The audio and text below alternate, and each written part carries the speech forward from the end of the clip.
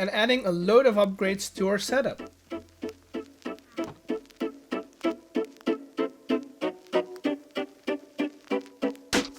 Welcome to a new Create video, and today we're automating zinc and gold. I've been tinkering on stream and I figured out a compact way to automate zinc, which, well, I need a lot of materials for, so I've been collecting a bunch of stuff already. Before we actually get to build it, I want to set up a central power source. It's not going to be anything fancy. We're not working on high-end, boilers thingy steam engines. But I want one source for all upcoming projects in this area. So let's dig out a nice spacious room underneath the base so that we can centralize power and an item system.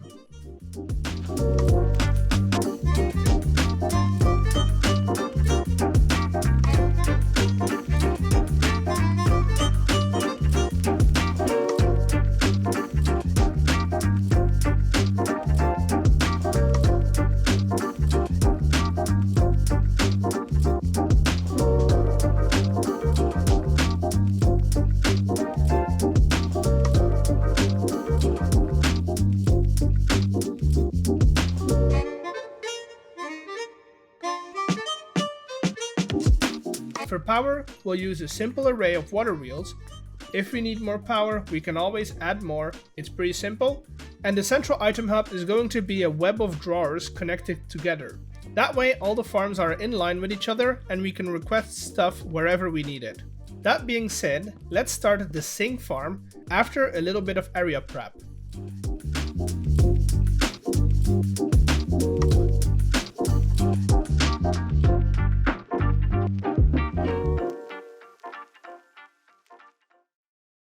The farm is basically two belts that go opposite ways. One will haunt the sand that we're getting from the iron farm, and that results in the creation of soul sand. On the other belt, we're going to cook that soul sand into scoria. Scoria has a 25% chance of dropping a zinc nugget when it's being crushed, which also means that I need to add a crusher to this setup. This might look like a bit of an odd spot for it, but it'll make sense when we get a building around it. But that's basically the farm. We'll leave it running while I get to building the house. I'm going to play around with some pallets and yeah, I'll bring you back in if I've got a good feeling about it. So as I've said, I've been playing around with some pallets and this is what I have so far. I like the idea of adding this shadow effect with some darker variants of the same block. But for the main farm room, I was thinking of having these deep red walls made out of mangrove wood. And as a shadow effect, we can use some netherrack. Of course, the mandatory windows and doors will be added, but for the roof, we're just going to stick with some deep slate. And all we need is some more details.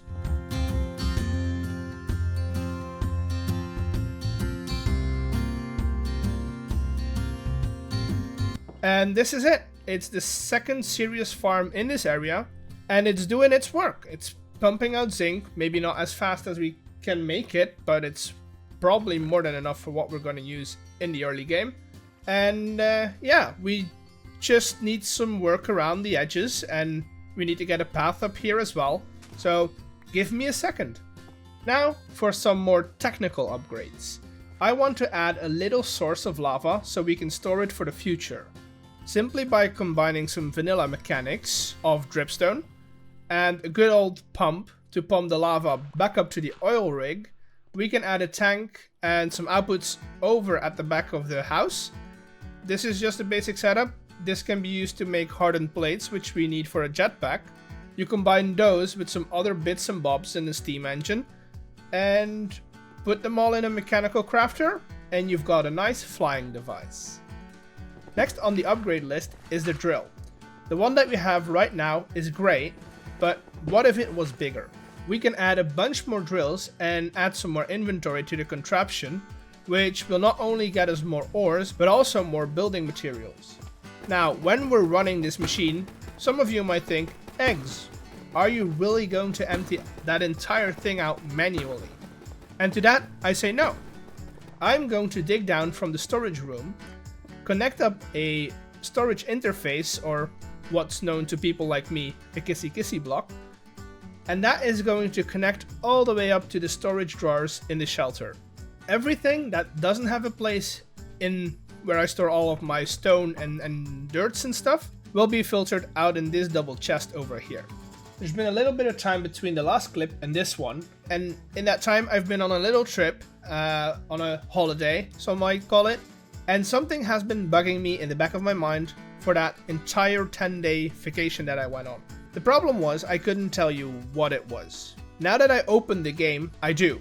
I remember what has been bugging me. You know, we're making zinc out of scoria in this little setup. The scoria is made out of soul sand. Now, what do we get when we wash soul sand? We get quartz and gold. That means with the same setup that we make zinc with, we can also make gold. I know the gold is a small percentage, but it's still there and it'll build up over time. So I've been collecting stuff again to build a second identical system, but in a different building. First, we need a platform. We're going to place this close to the river for future plans, you know, for the decoration and stuff. But yeah, we just need a platform, and now we can make the same system as we have done earlier in this episode. The only thing that we need to do is replace the lava with water, and that's a working gold farm. It's easy peasy, lemon and squeezy. Now, let's get this platform looking a bit more sturdy and lay down a floor plan for the building.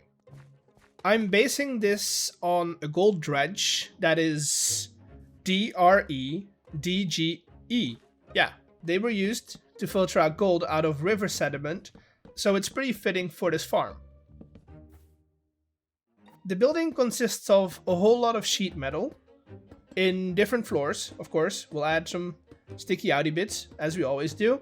We'll add in the windows and these fans. A whole lot of fans, because we want it to stay well ventilated and cool, because it's all sheet metal and stuff. We'll add in a belt setup on one end that'll end up in the water, and this is where the sediment gets brought into the building. On the other side, we can add another setup with some belts to get rid of leftover rocks and sand that we don't use. And that's basically the structure. I know I went over it pretty fast, but I mean, otherwise it's just placing blocks. So take a look at it, it's looking good. The only thing that we need is some more details, and I'll get back to you when I'm ready with those.